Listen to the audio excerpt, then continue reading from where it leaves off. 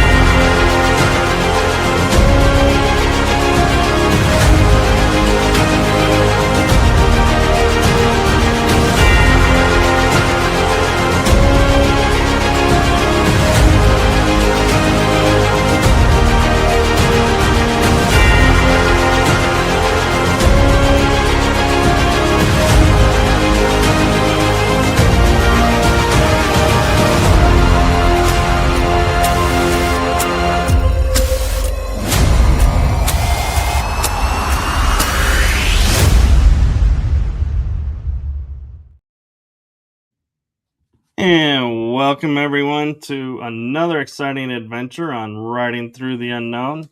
I'm your host, Michael, and tonight's guest I met on LinkedIn, and she posts the most incredible information with the most amazing thumbnails. I don't know how she does it. They're so cool. They pull you right in, and so I saw those and I was like, I need to have her on the show. And I was so grateful that she accepted my invitation.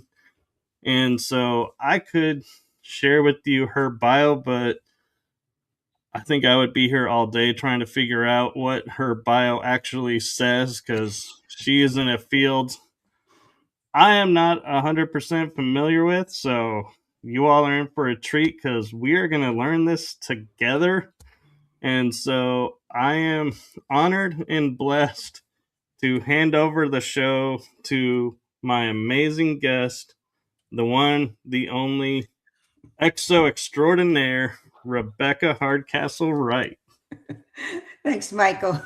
Hello, everyone. It's wonderful to meet, to be with you today. I'm coming from Phoenix, Arizona. I live in Phoenix, and that's where I'm talking from today. And I really appreciate Michael inviting me to come and share with you about my work. My work primarily involves a concept called exoconsciousness, but he asked me to do a little bit of a bio. So I'm an experiencer. I'm what's called a childhood experiencer. So many of my experiences began around 3 years old.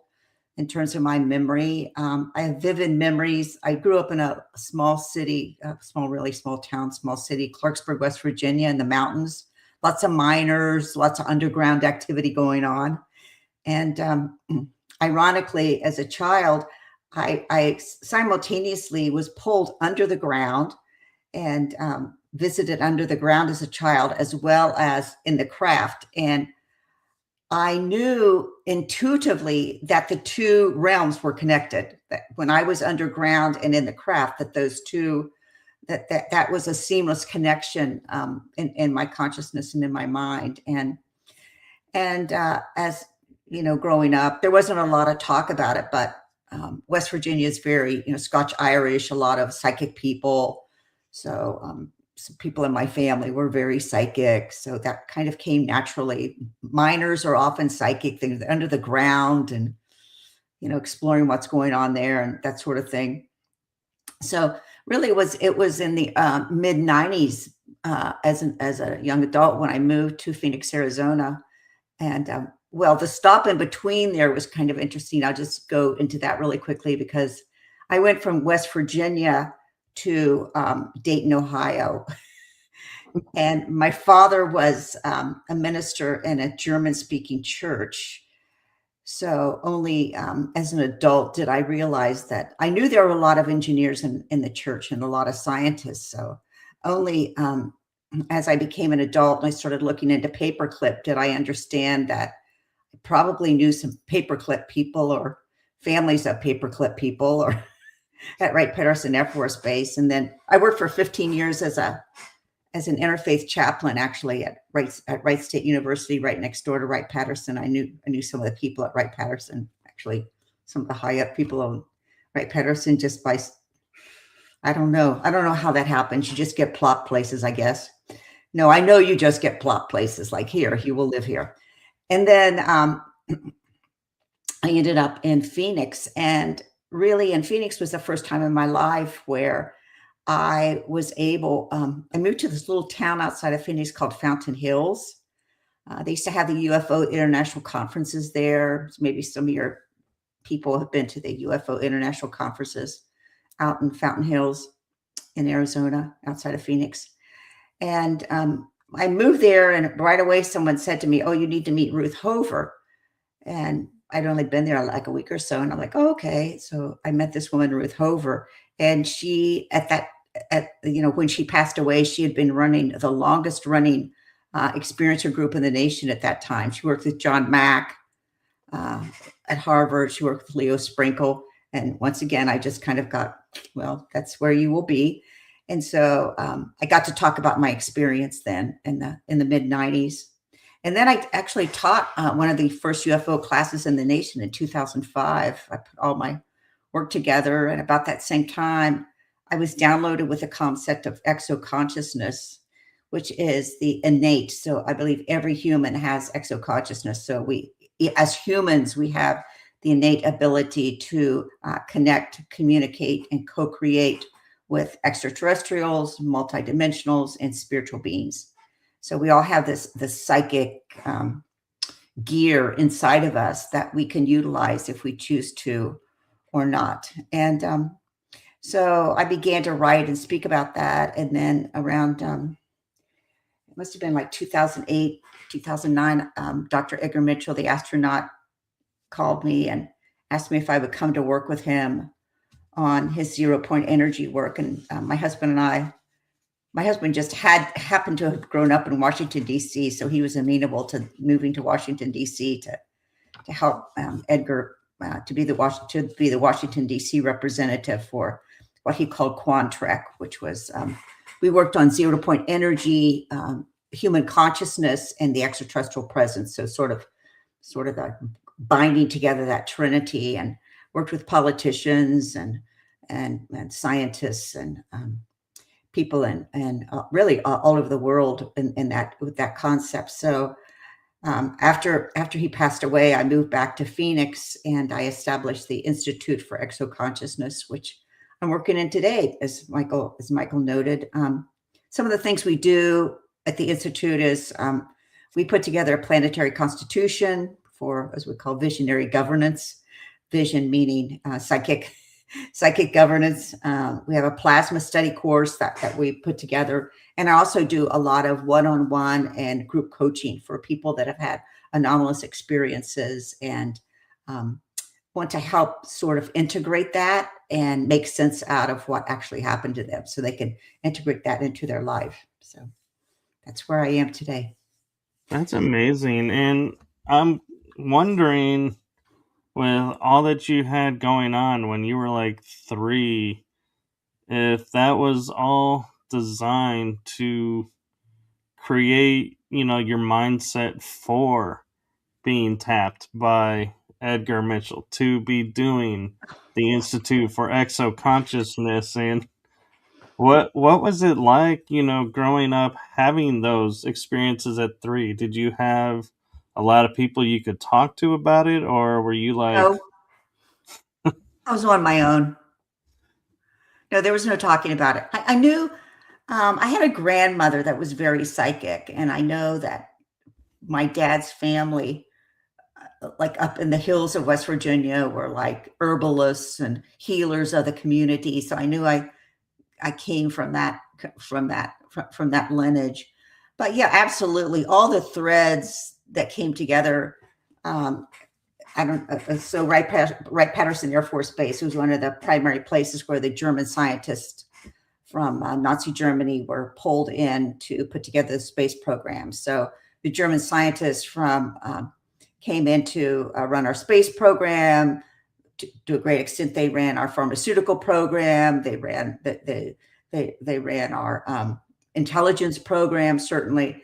So, to be there in Dayton and be part of that German community of German scientists, did I consciously know what was going on? No, but I kind of sensed something was going on. So Wright-Patterson was where they did a lot of research and development, and there's talk of the Roswell craft being brought back to Hangar 18 at Wright-Patterson, and a lot of Black projects being launched out of. So there's two big research labs. So there's a Naval Research Lab that's in Washington, D.C., and then there's the Wright-Patterson Research and Development Lab for the Air Force. So these development labs were, filled with scientists that were doing cutting edge work, much of it which we will probably never know, because anything that falls under national security, it's very difficult to get any kind of access to it. So, it was really up to me to start to put the pieces together about, who I was and what happened. And then also when I worked with Edgar, it was not only about, 0-point energy, advanced science, much of it German science, because what Hitler did was he released all the scientists. So they didn't really have to sort of go along with the Nazi political movement. They could do whatever they wanted to do. He more valued them as scientists and creators. So we got our group of scientists from Germany. We brought them over, and we kind of got the creme de la creme of the scientists. And then Russia got a lot of the sort of bureaucratic scientists, I guess I would say, the people that really knew how to manage the programs. And then, of course, many of them went down to South America, different places. I've heard maybe even up into Canada, British Columbia, that sort of thing. Who knows? But the minute I started reading about Project Paperclip, I'm like, well, that was interesting. My father's passed away, though, so I never really, but I always knew there were people in his church who were inventing things all the time. So the biggest club in Dayton was the Engineers Club. That was kind of and also the Wright brothers, the Wright brothers were there. A lot of the stepladder was invented there, the parachute. I mean, I think a lot of things were invented there that we'll probably never know about because they're kind of on the down low. Right. And I wonder, like 0-point energy. Does the government, in your opinion, kind of like walk in and be like, hey, you're going to share this with us, and if you don't, we're going to slap a nice little label of national security on it so you can't disclose it either? And they kind of use it to kind of manipulate and keep suppressed a lot of information. Oh, absolutely. And a lot of it's done just legally through kind of going in and inviting someone who they realize is intelligent and has a lot of knowledge, and they'll bring them into these different groups. And then as they're there and they'll invent things, then the United States, then the government takes the patent and owns the patent. Either the government owns it or the university owns it. I mean, we all saw that in COVID with all the COVID vaccine patents that went out. It was the same. They do the same thing always. But it's always been my contention that you can classify and hide scientific knowledge only for so long, and the humans have the capacity to obtain it either through downloads or just having a desire to learn. That's really why I founded the plasma course. We're just teaching each other about plasma, and so we all have that ability to learn and to share knowledge, and you can't keep a lid on it forever. I think there is a bigger issue at play here, and that's certainly monetization, like Tesla. How do you monetize Tesla energy?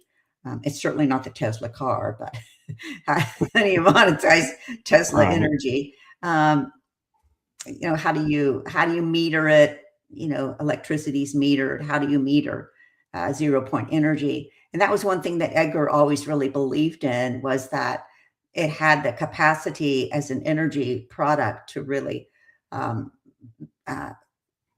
be something that could energize safely a lot of human life across the globe with an energy. But I think plasma now is part of 0 point energy. That's why we're studying it. And it's interesting because when I think about it, when you first say plasma, first thing I always think about is, well, they separate it from our blood. That's plasma. And so honestly, when you were like saying, yeah, we do plasma science, I'm like, what are you doing with the blood? And what kind of science is, because I know there's a reason we sort the plasma out from the blood, but they never say what they do with the plasma. And so I'm like, is this what she's talking about? And then it was like, as we were talking about it before we got started, I was like, nope, that's not what we're talking about. Good, because I was like, I was getting a little creepy feeling, going, what are we talking about blood for? But it's also interesting because the body is magnetic or electromagnetic, I believe, depending on the gender. And so could that be why there is plasma actually in the blood, is because it's an offshoot of that energy? Well, I think, well, first of all, I don't know if your audience is familiar with anthroposophy. Rudolf Steiner, he always talked a lot about the importance of blood in terms of metaphysics, esoterics. I think we're just beginning. We're just at the very beginning. So just to give a little recap, plasma was always a science.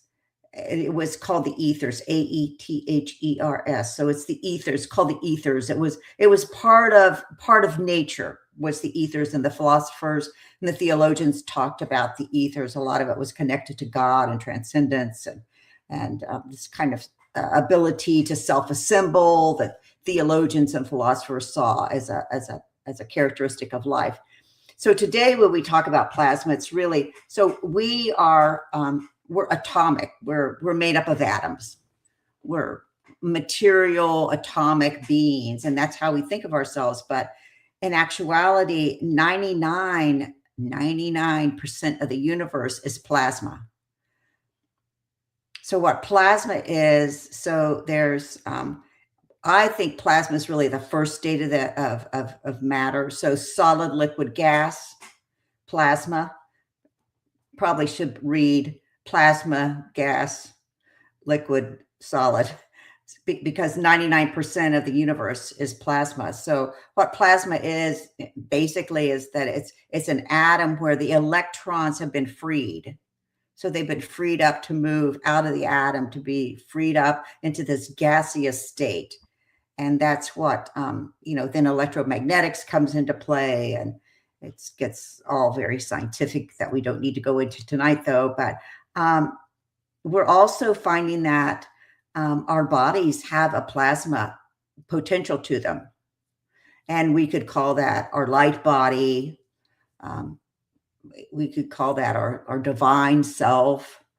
But also people, when they're during conception, sometimes people see a light come on during conception. That kind of indicates a plasma light. Also, the whole the light that comes at death, the death light that comes, is also related to plasma. So it's related to conception. It's related to human birth. It's related to our physical body, and it's just I think it's probably the most important science that's there right now, but it's only taught in just a few select handful of universities at this point. So what I think has happened to it was So, for example, Avi Loeb, that did 3I Atlas, Avi Loeb that did 3I Atlas and the asteroid, he came out of a very select kind of curriculum in Israel called the Talpoint program. And that was a program where you were kind of like the gifted program here in America. It's also called we have a similar program in America called the Jason program. And I work with some of the Jason scientists when I work with Edgar. So you're sort of pulled out of the normal university curriculum and you're put into another type of curriculum. So Avi Loeb got a PhD in plasma science, but he never talks about it, which is very interesting. And some of the missing scientists were also, and especially the MIT physicist, he was a plasma scientist. So there's a lot of technology being developed in terms of fusion,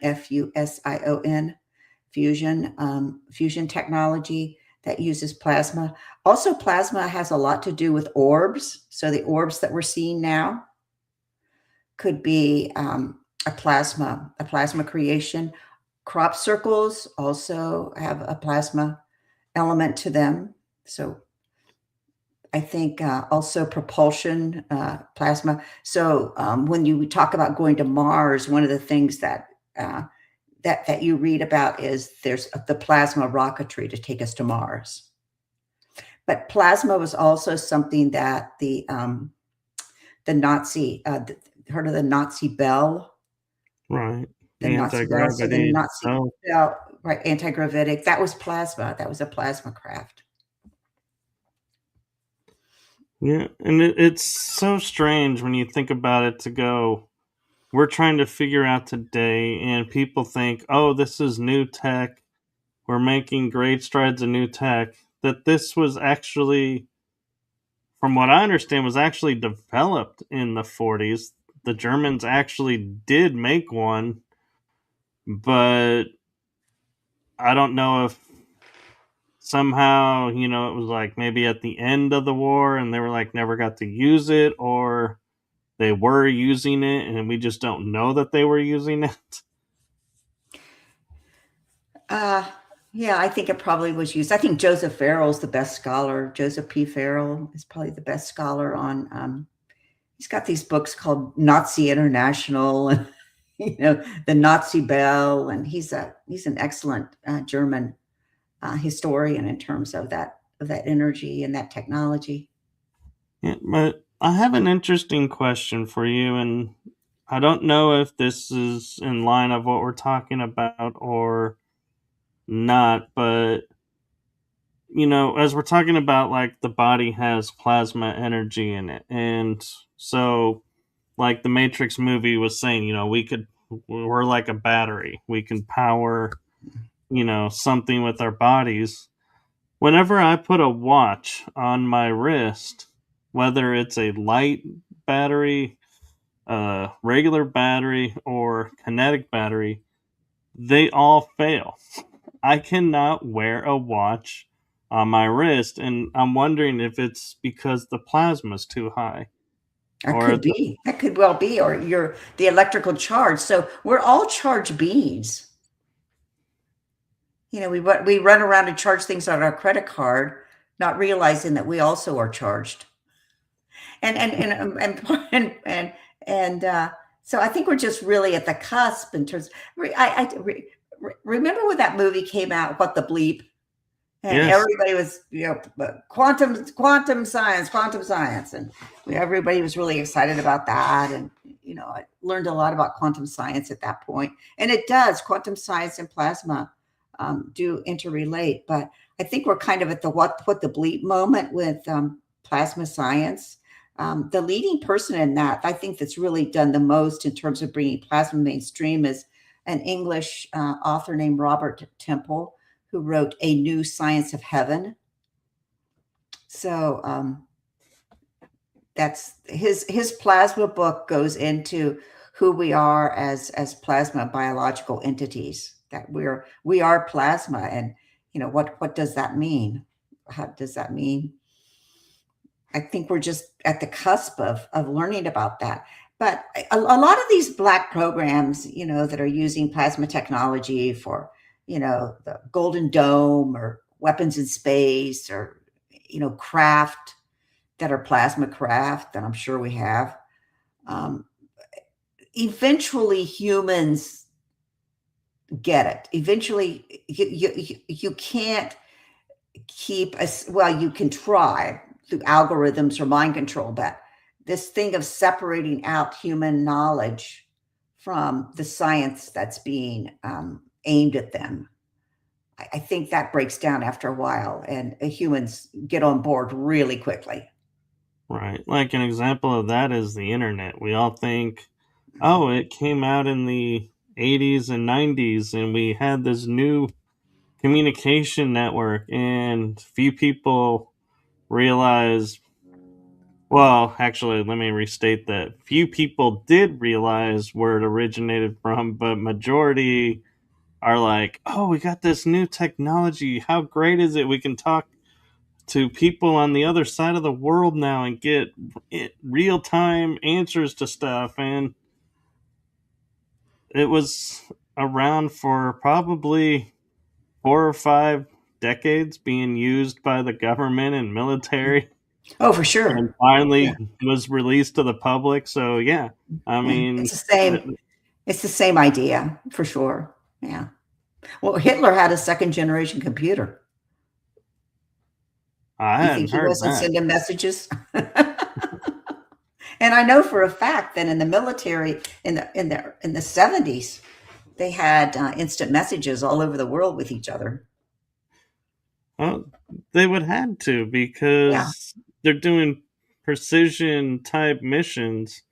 You can't be sitting there going, okay, did we get the notice from the guy that he said he mailed a week ago so we could, know what's going on today? It's like, it Yeah. doesn't work. And so, Well, yeah. actually, there's really interesting information about Roman generals that were like up in Brittany, and at the time that knew historians were recording that they knew what was going on in different parts of Europe. Now, how did they know that? Were they sending some kind of frequency messages through drums or um, people that were skilled at picking up a frequency or an electromagnetic charge?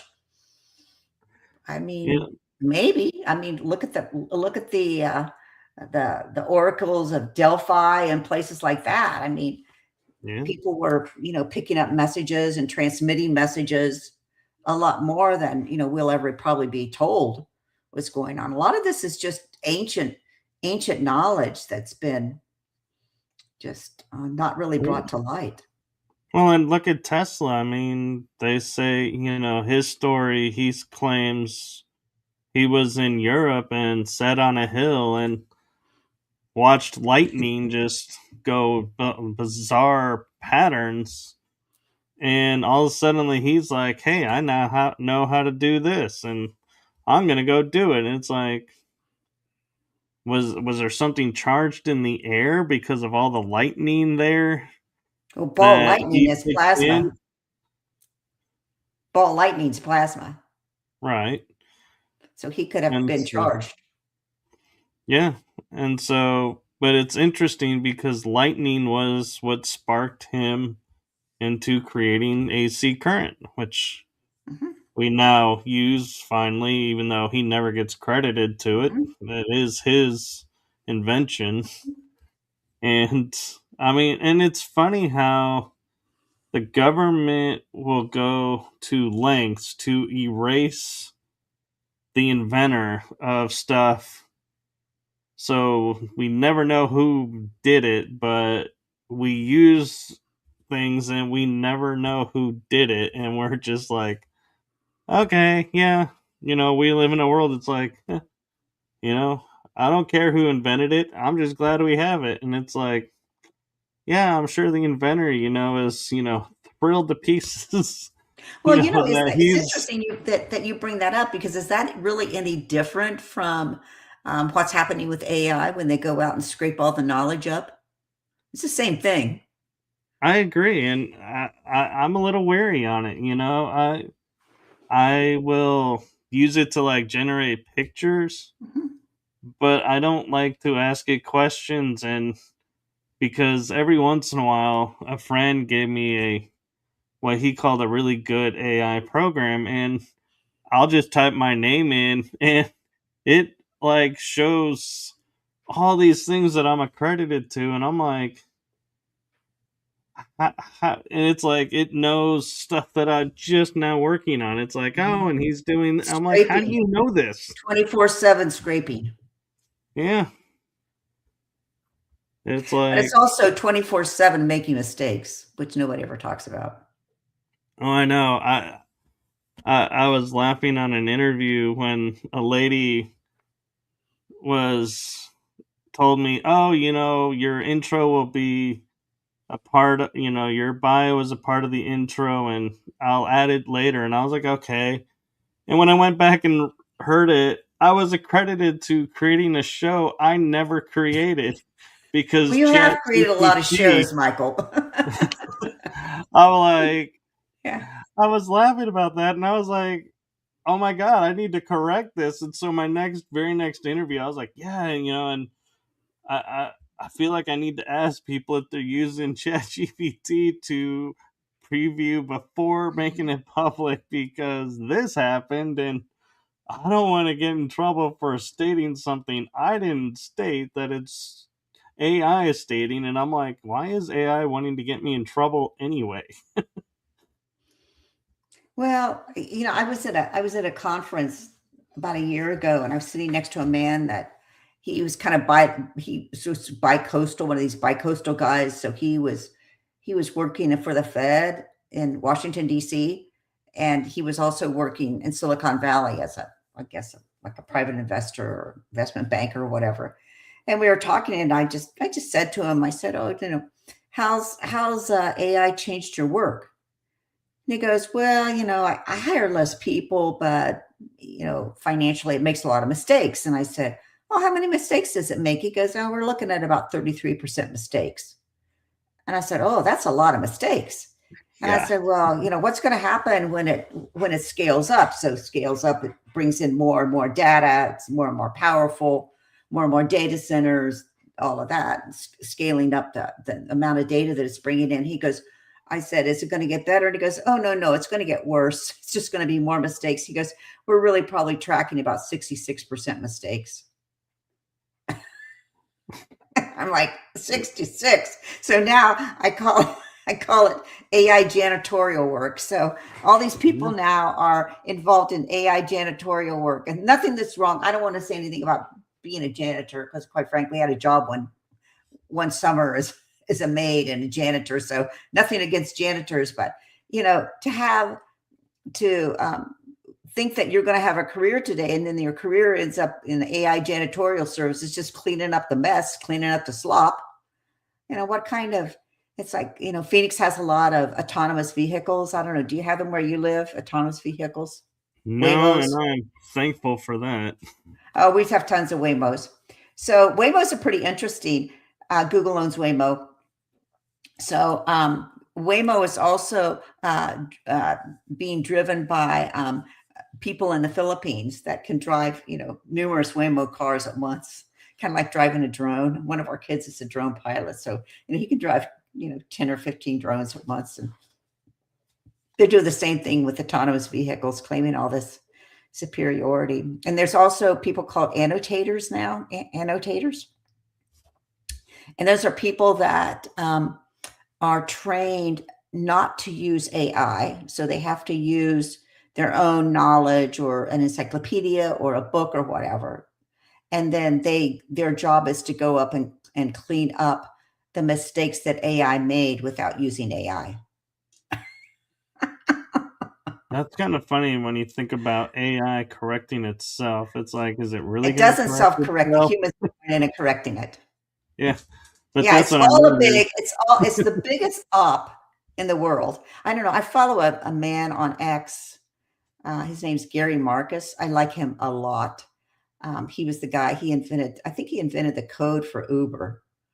So he's really in that world, but he's maintained all along that the large language model just it's just not it's not going to work. It's not the model itself, the platform itself isn't something that's going to have any long term.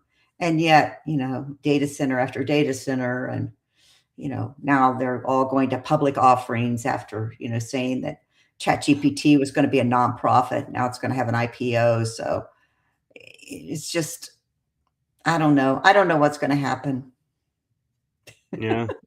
I I kind of get and to me, the one thing I think people don't realize, and it's like kind of like I can't help but realize, is AI is based on who programs it. So if somebody with like, and I don't mean this insulting, but if somebody is like has just a high school diploma is programming it versus someone who has a college degree that's programming it, or someone who's got street smarts that's programming it, you're going to have different Oh, versions of absolutely. what AI. And so, how do we know which is the right AI to follow? Because, Well, a lot of AI developers were gamers. I mean, it kind of came out of that gaming subculture. So a lot of it's gamers, a lot of it's people that kind of were once again modeled to sort of create this artificial reality. I know when I was working with Edgar in Washington D.C., this was about 10 years ago, 15 years ago, really when it started. But all of a sudden I started, nobody really knew about artificial intelligence. Nobody knew about AI at that point much. And, we were working on the Genome Project at that time. We were working on the Brain Initiative project publicly at that time. And people started dropping this stuff on me about artificial intelligence. And so, me, I just like dug right into it, see what I could find out. And I was just really suddenly just while I was working for Edgar, I was suddenly struck by this reality that was coming head on at me.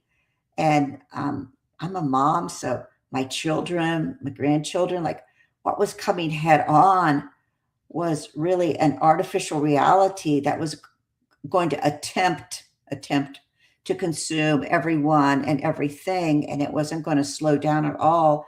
And I got really concerned about what was going to happen to my children and especially my grandchildren. Like, were they going to have, if they got sort of circled by this artificial reality and trusted it, would they have the same psychic interface that I had? Would they have the same access to the field of consciousness that I had? Would they have the same psychic visions and the same psychic knowing that I had? And I began to think possibly not, yeah, possibly not. And that was very terrifying to me. I would agree that possibly not, because I was always into the new fads, like, as much as I could be. But admittedly, when virtual reality came out, and I don't think it's a coincidence, it came out around when AI came out too, that I was like, I was averse to it. I was like, I don't want, I don't do any virtual reality gaming. I don't Mhm. put anything on that like alters my vision to creating something in, that's like an alternate world to immerse myself in, because that's the thing. You're immersed now in it, and it's rewiring the brain. And so Yes. that's why when you unplug, people have a hard time adjusting back to the real world. And I'm not even saying we're living in the real world. We're possibly living in a matrix simulation. And so it's like, how, does this really impact us? And I don't think people really know. And I can't help wondering, did they really do their due diligence before allowing the gaming community to bring No, and this heck out? no. Or No, and are they heck no. well, but part of me feels like they did and they know what it's Oh, doing, and sure. so Oh, they yeah, can I'm sure control there were people. levels of people that knew. Yeah, I mean, that really, a lot of what you're talking about came out of, have you heard of the Macy Foundation, the Macy conferences? Yes. So I've heard Tavistock, reference to them. yeah. So Tavistock out of World War One, where they were experimenting with all the shell shock soldiers, and um, that experimentation was really to traumatize, learn how to mass traumatize the citizenry with Tavistock, and then that fed into Macy conferences, and the whole cybernetics. So cybernetics is zeros and ones. It's what we know of computers. It's AI is a cybernetic system. So it's a closed loop. So once you're in the closed loop, they knew that if they could capture consciousness, if they could capture minds, if they could capture entertainment, then they could, get humans to buy into it. It's all It was all the use of behavioral psychology, Yeah, how far they could push it. and it's kind of funny because we we feel like this, like, again, we feel this is all new, but I feel like they knew it before. And now I look at the famous broadcast in the 1950s, War of the Worlds, and the hysteria that it caused, and going, how could people who know this is a radio station go into such mass hysteria over a broadcast? And now I think about it and going, I wonder if that was MK Ultra being used in its primary, formation, or what other programs were, and who was, tapping those mics and altering the signals. And it's like, and the scary thing is, this is the 1950s. Yeah. And so it's like, how long has this all really been going on? And how, far does that rabbit hole really go? Because it's, once you go down and you start seeing alternative ways that this could exist, it's like there's no end to it. And it's like, it's hard to live in this world because it's like you can't trust what's around you anymore. Well, I think I totally agree with what you're saying. And that's why, in terms of our exoconsciousness and the people that participate with us, learning psychic discernment is a huge thing. Yeah, and I think what's going to actually happen is the human is going to tap into a lot of their innate abilities. So there's sort of two paths that are being opened here. There's many paths, but let's just say, for sake of talking, two paths. So the one path is we'll get extensions. So we're going to get technological extensions, and we're going to be, that's how we're going to advance as a species. So people will choose that. A lot of gamers will choose that. I'm going to choose a technological extension. And then I think Peter Thiel just had those Olympics recently. I forget, the enhancement Olympics, where he only had people that had technological enhancements and pharmaceutical enhancements to compete, but it was kind of a big flop, which was interesting. But so there will be people that will go, full in on this, as this reality. But I think the large number of humans will say, let's just see what happens. Be kind of discerning about this. I want to protect and preserve my natural human consciousness. That's one of our principles, is preservation of natural human consciousness, and that's really going to serve me much better. I noticed in your bio that you said that you took Reiki to protect yourself. I thought Yes, that was cool. Yeah, it's kind of the same thing. it is, and it's interesting too because it's like I can sense when something's off and something isn't For sure. quite right, and it's coming in handy doing some other extracurricular activities that I do.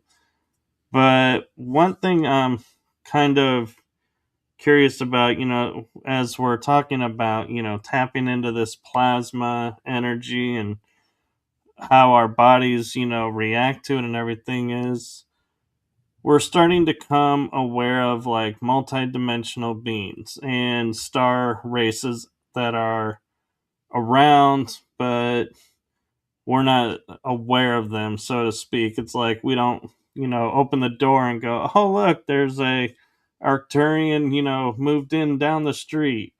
We're not that aware, but I wonder as we're unfolding and like you're saying, we're becoming more aware of plasma now. Is the reason we're becoming more aware of plasma, we're becoming more aware of these other beings around.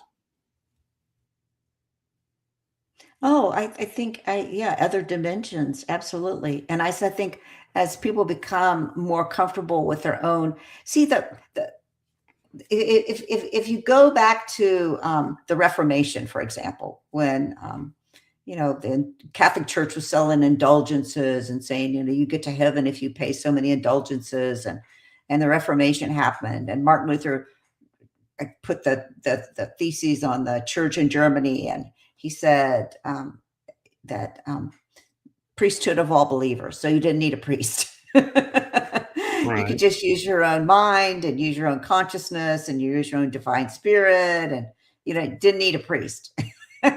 So I mean, and then a big fight ensued, and people stole a lot of money. The bankers all came in. Right. Typical. We're kind of at that same point right now where AI is saying that you got to pay us to know something. You need to pay us for intelligence. It's like AI indulgences. You got to pay for it, and the humans are saying, there's no Martin Luther, but a lot of humans are saying, me, you, a lot of other people, like, no, no, thank you. Priesthood of all believers. I can make up my own mind. I can stay free of this. I don't have to pay you indulgences for this super intelligence that makes all kinds of slop and mistakes. No, no, thank you. And I think that there'll be a big, financial op that goes with it, of course, tokenization and central bank digital currencies and, stable coins or whatever. A lot of monitoring they'll try to put over. But just like the Reformation, I just really believe that humans are going to like break free of this because it really never works. They've tried it, and it's another, let's try this now that we have this technology. And I think when cybernetics came in and the closed loop of cybernetics came in and the potential of computers came in, they were like, whoa, we got another shot at the indulgences here. Let's just rope them all in. And I think I don't think it's working. I think it was a shiny object for a while, like you said, it's kind of a shiny object for a while, but then humans, and I think humans, if they really want to, as you say, these multidimensional beings coming in, if you really want to be aware, cosmically aware, like an exoconscious human would be cosmically aware, then you probably should be learning plasma since it's 99% of the universe. Like that would probably be good science for you to learn about if you want to be an experiencer, you want to be cosmic. Um, so I don't know. I just see these. It's kind of almost like these historical trends that just keep repeating themselves again and again. But I'm happy to be alive right now. I think it's pretty exciting.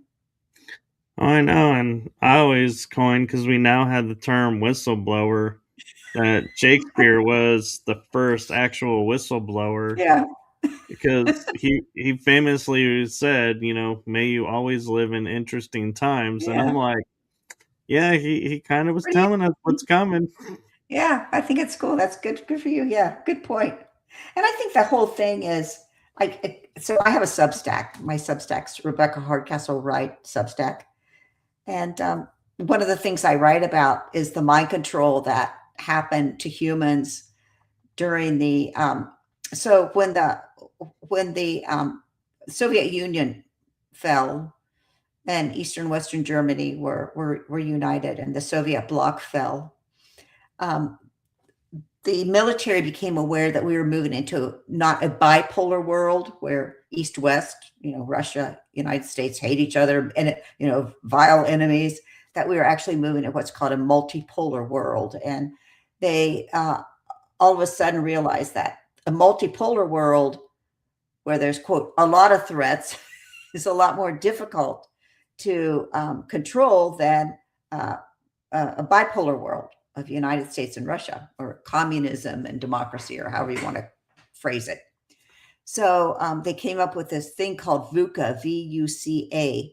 And what it is, it's a mind control program. And now when I talk about it, you're going to begin to see it through all social media. So it's a way to control minds through different behavioral psychology techniques. So the V stands for volatility. So you never know when there's going to be a terror threat. Everything's volatile. You never know when somebody's going to shoot up a street in your town. It's going to be volatile. And so that puts everybody on high alert, a lot of trauma. So that's the V. The U is uncertainty, where people are like, people that are on social media all the time are like, I just don't know what to think anymore. I just don't know what to think. It's just, everything's just uncertain. That's deliberately put into social media to make you feel uncertain. So you doubt yourself. And then the C is complexity. That's a big kahuna. So they'll make everything be much more complex than it should be. Because, there's just layer upon layer upon layer here. And, it's just really complex. And the A is ambiguity. And ambiguity is kind of like uncertainty, but ambiguity is like, it's kind of like life is kind of this liquid thing where you can't really ever get a hold of it. It's just very ambiguous. Like, no, it's not. We're atomic beings. We live in a natural world of nature. Thank you very much, even though much of it's geoengineered. And so that's what they use in social media. And they use it in the news to trap us into feeling that we're human and we can't manage this unless we have AI intelligence. It's just mind control, MK Ultra mind control on a mass scale. Yeah, and we have a comment in the chat room. Light Salt Fears. I'm sorry, your name is like really long, and it's like the letters are kind of blurring together with the coloring. So I'm hoping I got it mostly right, but she's saying you just said that it is only as smart as the programmer. Therefore, you can't go in with the attitude that everyone thinks it knows everything. Also, why shouldn't the gamers be paid for their work? Well, I don't think we're saying they shouldn't be paid for their work. I think what we're saying is this, we think scientists are doing this work and creating it through other means, and we're just pointing out that no, it's actually the gamers that are driving this, and it's not the source where everybody is saying it's coming from. So I don't think we're saying that gamers shouldn't be paid for their work. We're just saying these are the people who are actually doing the work. I would say that gamers are being paid quite well, thank you very much, except for the ones that created the AI and now are getting laid off. But that's not us laying them off. That's AI laying them off. So yeah, and I wonder at times, like we always say, like Hollywood it's like the disclosure. They're telling us what's coming and everything, and it's the media that they use to get through the free will. They're showing their playbook and their hand. But I can't help but notice lately it's like Hollywood is kind of almost ceased to exist, and AI is taking over and running everything. So I'm wondering now, when we see movies coming out, I'm like, how do we know actors are really acting in these movies and they're not an AI generated movie being put on the screen? Have you seen the trailers for Spielberg's Disclosure movie? I have. That's all AI. All the car scenes, and it's all AI generated content.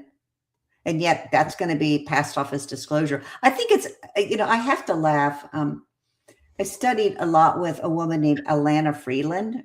Her name's Alana Freeland, and she has written just a lot of definitive books on geoengineering, geoengineering and transhumanism, and just the geoengineering that's gone on here on Earth, and the weather and the chemtrails and CERN and the ionosphere and HARP, all of those different programs, but especially the chemtrails. Like my one granddaughter was out the other day and she came in and she goes, "Can't even get a suntan. Too many chemtrails." I'm like, whoa, whoa.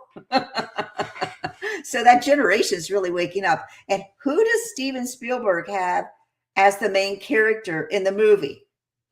A weather woman. I'm like, you're kidding me, right? You have a weather woman. It's like, and all of the thumping, pounding music and this hypnotic stare that she develops, and running for their life, and it's just like, really, I mean, it's like VUCA all over again. Right. And yeah, Hollywood is huge. I mean, Intel has always, Project Mockingbird, CIA Project Mockingbird. Hollywood's always been used by Intel. Like I know when I lived and worked in DC, I knew Intel people, like they were back and forth to Hollywood all the time. Like, what were they doing there? I'm like, where are you going? We're going to LA. I'm like, I bet you are. So it's just, yeah. So Hollywood's huge. And now like Contact in the Desert, I guess, is this weekend. And, the big star of Contact in the Desert is this guy named Thomas Jane. What is he? He's an actor. And Intel really likes to recruit actors. That's one of they like smart people and they like actors. And so, yeah, they've run disclosures since, 2018 with the New York Times, when, Harry Reid and the group came out, To the Stars Initiative, Tom DeLonge. So, it's same thing all over again. And I find it only interesting now. It's like when you watch like TikTok and you'll see a video and they're like, oh, here's this cartoon in real life and here's AI, what they would look like now. That now we're being told this is AI, where before it's like we never had to say AI. And when I publish my books now through Amazon, I have to state, did I use AI? Where did I use AI? And it's like, and it's interesting to me because I'm like, one, I have to wonder, how does the Amazon know if I say, no, I didn't use AI, but I really did? Will Amazon go, hey, your book has been You're flagged? gonna run through a program? Yeah, probably not. But it's like, it's interesting to me now that we're living in a world where people put videos out that they make, and some of them look really real, and you're like, hey, this would be a really cool movie. And then you find out they go back and they have to now write a disclaimer on it going, this is AI. And you're like, oh, I can't believe I fell for an AI ad for a movie. Yeah. But that's where, looking at that, I can't help but think, though, how hard would it be to AI generate a 2-hour movie and put it into theaters or, sell it to a studio all done, or put it online and say, here's this movie. And everyone's thinking, wow, it's got this great actor in it. Let's go check this out. And that actor doesn't get paid, doesn't get any credit because it's not actually him. I just find it very interesting. So I kind of follow the whole Hollywood thing. The producer of our YouTube channel, he was in Hollywood for a while and worked on Avatar and a few other movies. So we talk about it some, but yeah, Hollywood's being decimated. There's just no work.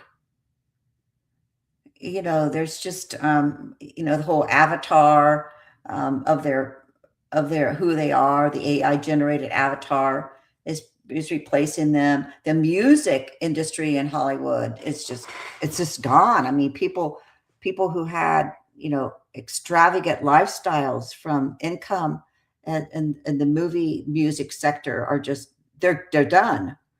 And movies are being made in Czechoslovakia and different places around the world now instead of Hollywood. And interestingly enough, the actors never say anything.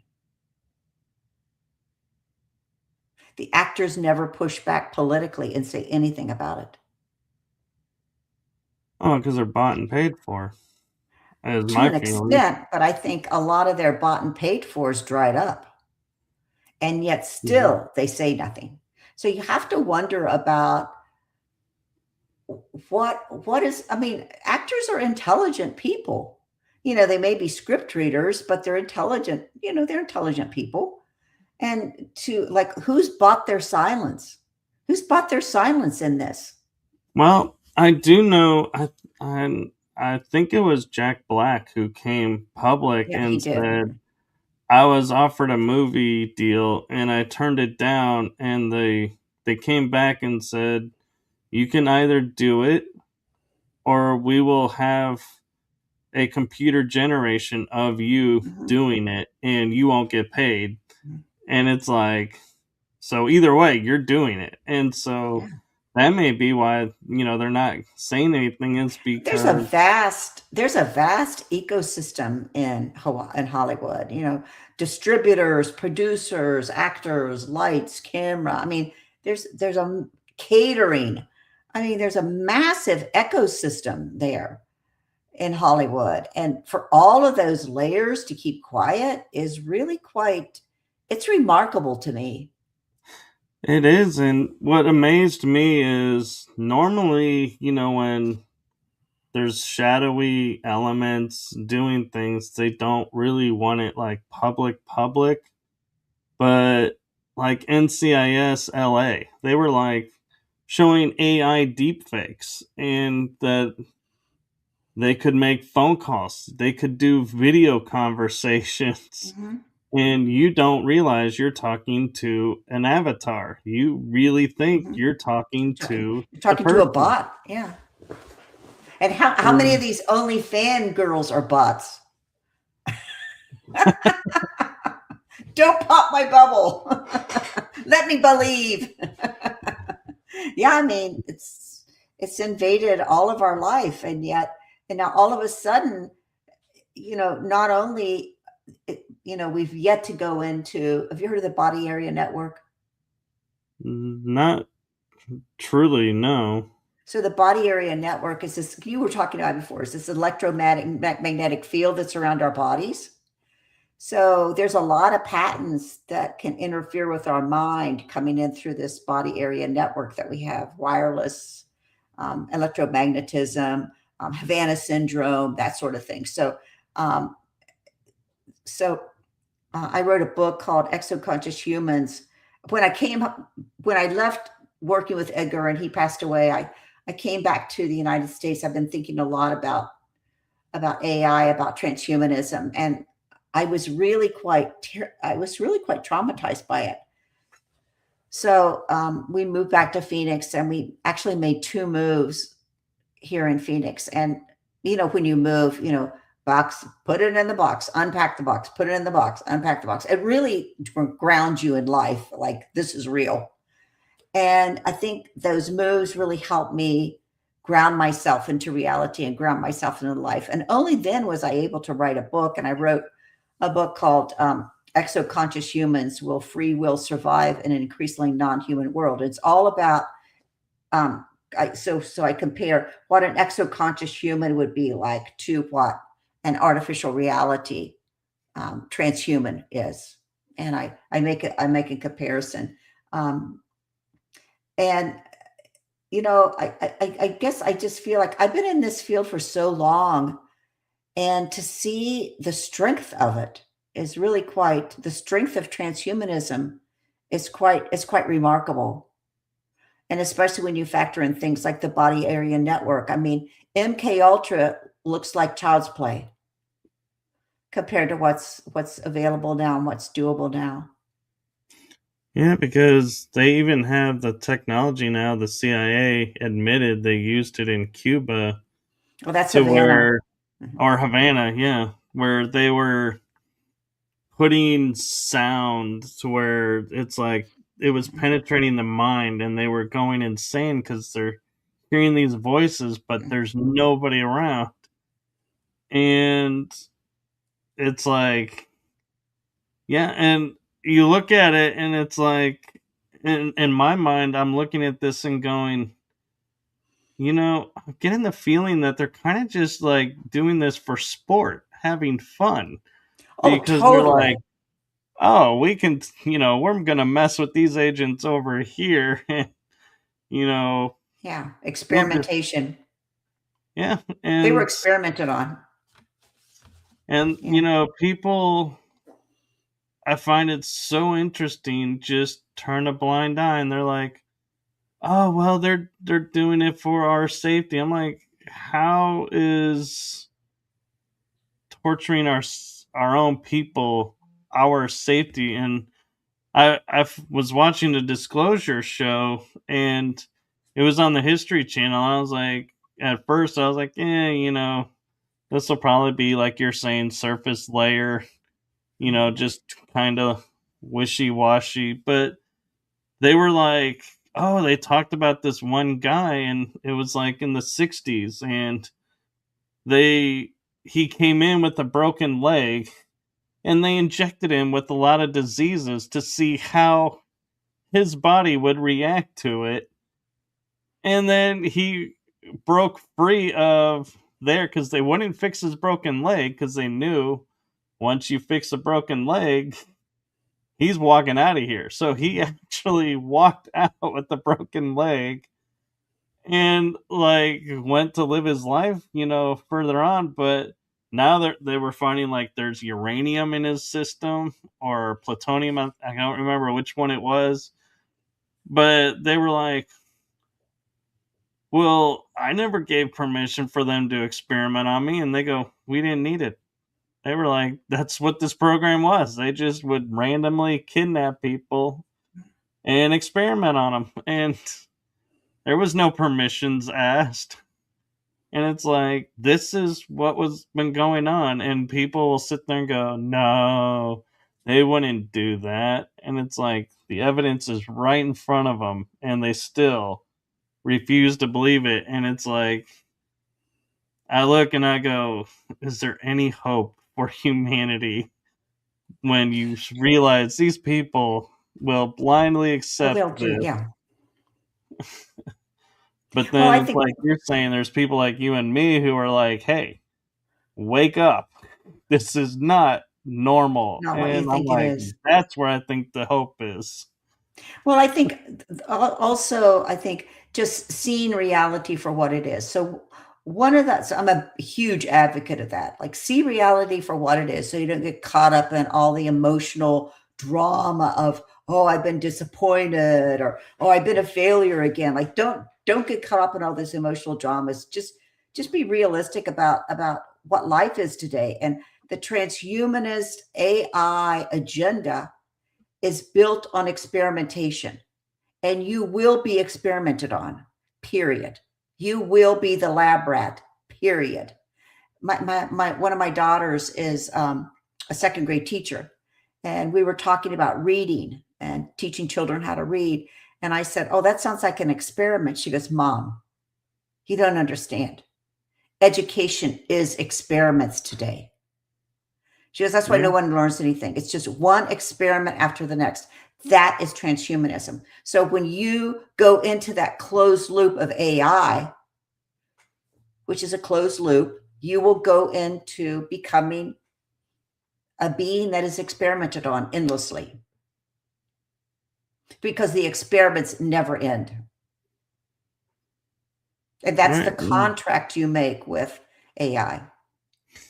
Yeah, and there's also the flip of it is, if you do break free, they surround you with people that mock you and ridicule you and are like, so you feel like I have no credibility to tell anyone what I just went through. So everybody keeps their mouth shut because they're like, I don't want to be ridiculed. I don't want to be mocked. And I don't want to lose my job. Psychology. A lot of that is, it's built on a lot of behavioral psychology, especially out of Tavistock, that cybernetics and social media was built on the human shame element. So humans have guilt. So guilt means that, I've done something wrong. I've committed an act that's wrong, and I feel guilty about it. I broke up with my boyfriend over a text. I feel guilty about it. That was an act. Shame is, I'm not right inside. I'm not right inside. I'm flawed inside. My insides are flawed. And a lot of social media operates from triggering shame in people, that they won't be accepted, they won't be acknowledged, they'll be invisible and unimportant again.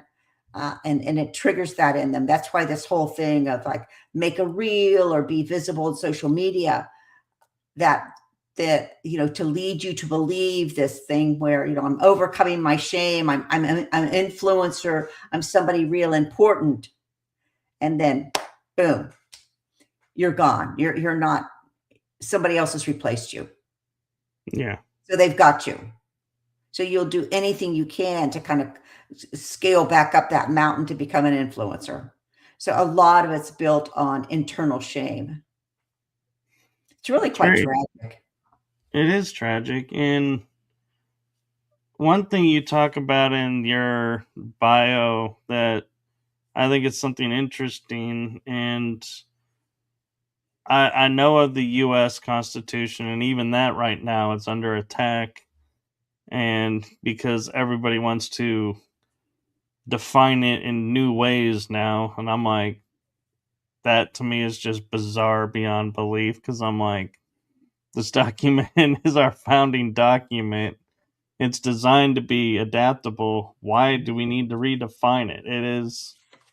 It is what it is. But you talk about a planetary constitution, and I'm wondering, is that kind of a constitution within ourselves with these interdimensional beings and other beings around, like inner Earth or out in the stars? Well, do you follow the work of Courtney Turner? She does really good work on what you just were discussing about why is the Constitution being taken apart. One of the reasons the Constitution is being taken apart right now is because of transhumanism. So the Constitution is based on sort of the innate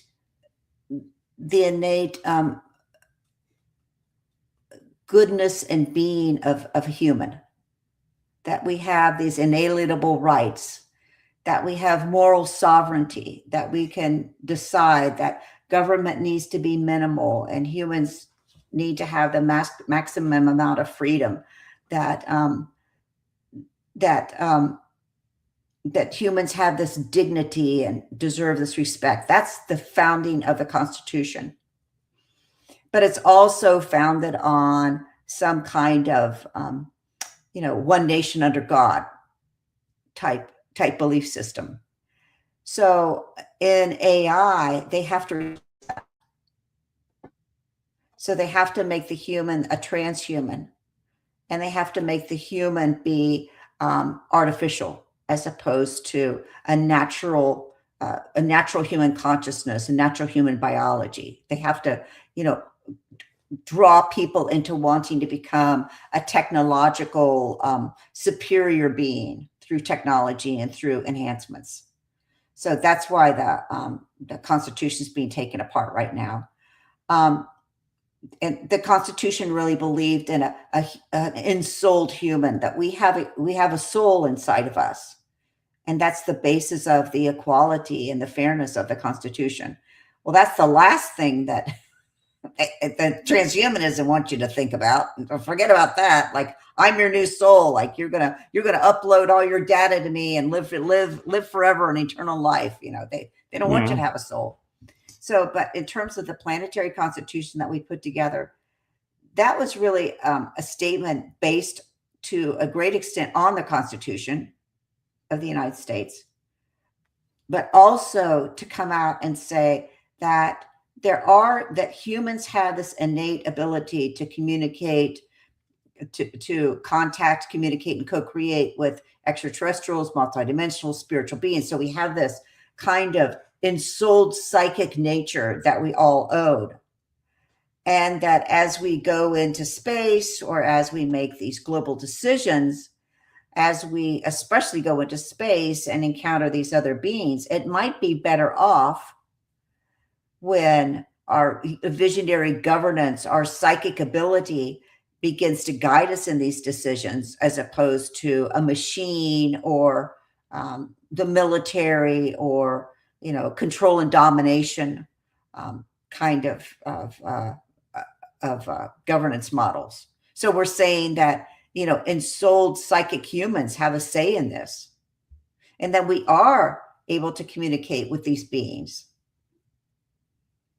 I think that's a beautiful thing, and I love how it's, I almost would wonder if you have plans of, since we've done it now, planetary, and we're, looking at growing and becoming, galactic. Is there, do you have plans of possibly in the future going, hey, here's our galactic constitution or intergalactic constitution? Yeah. Well, we use the word planetary, which is kind of, seems to, indicate. But I also believe that when we talk about experiencers, so I'm sure you have a lot of people on your show that are experiencers.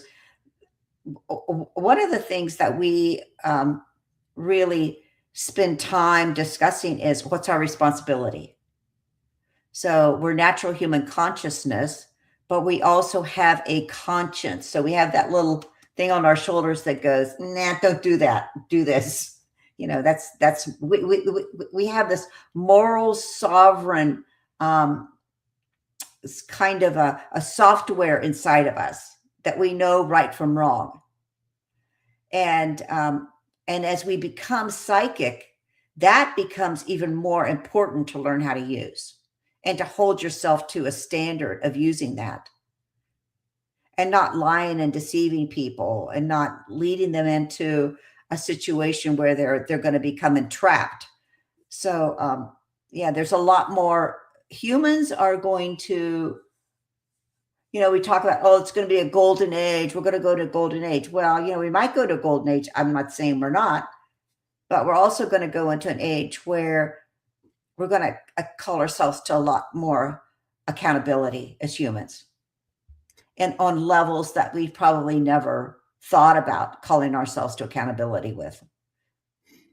And I kind of look at history, and, and I'm not saying like the 1930s, 40s, 50s were like the age of where we were at our best, but we were in those years, everybody got along, and I know some people are going to say the civil rights movement, wasn't people getting along, but that was in certain areas. In other areas, they did get along. And and everybody had a golden rule of what happens in my neighbor's house stays in my neighbor's house. What happens in my house stays in my house. Now we live in a world of, well, let me tell you what my neighbors are doing, even though you don't know what they're doing. You can only say what you're seeing and interpreting, and you're making it public. So now everybody's starting to think, oh my God, you're right, because I can see how you're getting that. And it's like, no. And so, where I'm going with this is like, in our education system, there was a class called civics, I remember.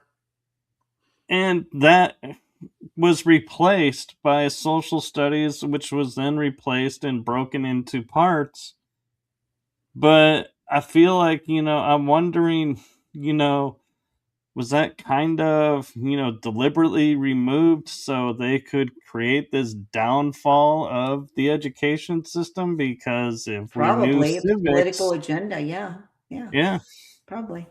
There's a writer named Ian Davis, Ian Davis, and he writes a lot about what's called the dark enlightenment that's come out of transhumanism, that's come out of AI, and he's got a new book out about it. He also has a Substack, and Ian Ian really describes the whole movement of, it's been called different things. He calls it dark enlightenment, to move away from. So remember when Doge went in with the Trump administration and went through all the different budgets and started pulling apart things and saying that, this is how it needs to work in a better way, which was probably true.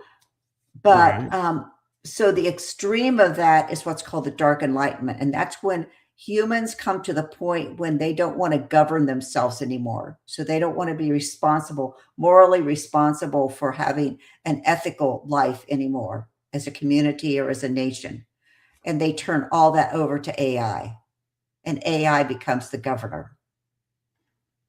And that's the dark enlightenment. And that's really what AI would like to accomplish. And that is what will probably be accomplished through the financial means of tokenization, blockchain, stable coins, central bank digital currencies, this programmable money where you're ethically programmed. So when you do something that the algorithm disagrees with, then it will limit your ability to spend money or limit your ability to travel.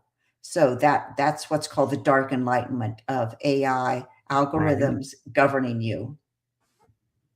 Well, and to me, right now, looking at, governing, I don't watch news because I try to stay out of the fear mongering program that they're trying to pass, but I see clips.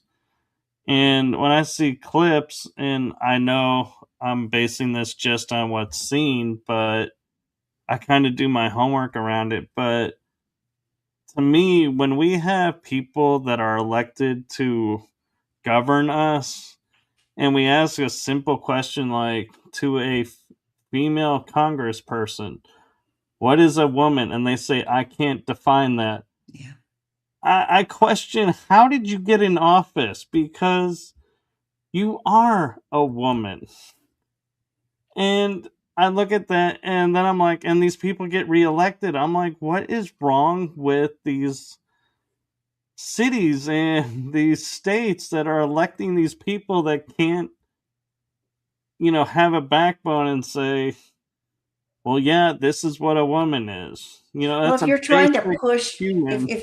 if you're trying to push into the mainstream the acceptance of a transhuman hybridized human, okay, that's been genetically modified, okay, then so you do it by steps. So step one is, I don't know who I am. I don't know if I'm a man or a woman. That's step one. And step 2 is, or step 3 or 4, however they roll it out, because it always goes in steps. Experiments roll in steps.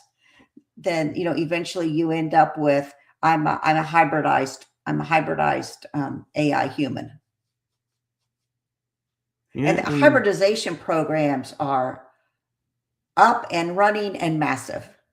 And a lot of it gets laid on to extraterrestrial experiencers. The extraterrestrials, hybridized us. Well, thank you very much. There's plenty to look at of what humans have done. Let's look at that first. Yeah. Right. AI, ETs are always the cover story. They're always the cover story for whatever humans are, the shenanigans they're up to. Oh, that was ET did that. ET did that craft. We didn't. ET did that hybridization. We didn't. Well, yeah, you did. Dolly, the cloning of Dolly was back in the 70s. And that'd been going on a long time before Dolly finally came out. Well, and I like to point out, once they announced Dolly, you never heard about it ever again. And I always say to people, and you think they stopped at the sheep? You really think they didn't start with the sheep, and they didn't stop at the sheep? Yeah, it's like, we cloned a sheep. Okay, we're done with cloning. We know we can do it now. It's like, I doubt it. It's crazy. That's just really good talking to you. Thank you. Yes. Thanks for having me on. Yes, and we have a few minutes left, and so I would like to give you floor space to share about your books and any events that you have coming up or any projects that you want to share with us. Well, I've already shared a lot of our products, projects. But yeah, I have a Substack. I'm pretty active on Substack if you're into that. It's just my name, Rebecca Hardcastle Wright, Substack. I call it Exoconscious Humans. We also have a YouTube channel. It's also called Exoconscious Humans. So easy to track. And there's a lot of, we have a really nice community of experiencers that are part of us. And they're all identified on a website. So my personal website is exoconsciousness.com. It's got all my books and the different projects that I do. And then our community is Exoconscious Humans, all one word, .com. And when you go to Google, sometimes when you write out exoconsciousness, they'll go echo, like ecology, echo consciousness. Yeah. So just remember there's an X in there. And so that highlights our community. That also has a library of some of the books that people are publishing on it. We call it Exo Library. And then we also have the community of people that participate in our programs, and anyone's more than welcome to join. And then we also have a plasma collective of people that are part of the plasma class that are on there. So it's exciting times. It is. And I just, just for everyone, because we ratted off a lot of those links pretty quick, that majority of them are in the description. And if I find any are missing, I will add it where I can. But I think one that is missing is your website. I think you gave me all your socials, but not the website. So do you want to give that one again, and I can put it up? That's just exoconsciousness.com. So the word exoconsciousness that we've been talking about, it's just that word, exoconsciousness.com, EXOCONSCIOUSNESS.com. I almost spelled it wrong. I forgot the Ness. So let me grab it real quick. There we go. Put it up there. Yeah, exoconsciousness.com. Yeah. So thank you for coming on and sharing. Thank you. It's really been delightful to meet you, Michael. Good luck. Yes.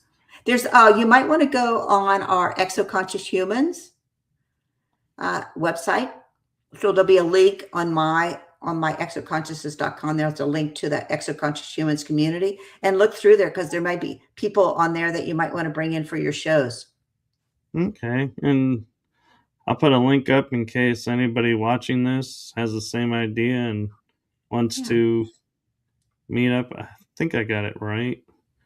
Exoconscious humans. Yeah, .com. Yeah, that's got all the. There's probably 20 people in there that are all, very well informed about as experiencers and that sort of thing. Yeah, and actually, what was kind of funny is when we were, talking before about putting EXO in front of a lot of things. Yeah. When we were talking about your Planetary Constitution, I was like, you could, if you wanted to, make it real easy and more cover, off-world as well. You could just put EXO in front of it. Yeah, exoplanetary. Oh, that's a good idea. Thank you. That's a good idea. Yeah. Well, I did that with 3 other women, so I need to roll that by them. I wasn't the only creator of that, actually.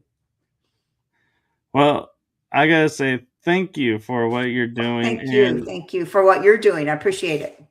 Yes, and I do have a message for you, and that is from my heart and the heart of my shows to you. Thank you for what you're doing for humanity. It's seen, felt, heard, and so needed. Thank you. Thank you. Namaste. Namaste. Thanks, Michael. And so everyone be sure to follow her, and you can find most of her social links and the ones that I didn't have I put on screen. So follow along because you never know when she'll make another appearance here on the show. Yeah, so be sure to like and follow along my channel as well. And with that, I am going to say goodnight to everyone. Thank you again, and blessings to everyone. And for my audience, just a friendly reminder, tomorrow I do have 2 special episodes. Normally I don't do shows past Wednesday, but I got 2 tomorrow, so make sure you tune in. One's at 2 o'clock, and the other one's at 8 o'clock, and I'm in Central Time, so remember that. And with that, I'm going to say good night to everyone. Have a wonderful night, and blessings to you all. Good night. Thanks, Michael. Thank you. Take care. You too.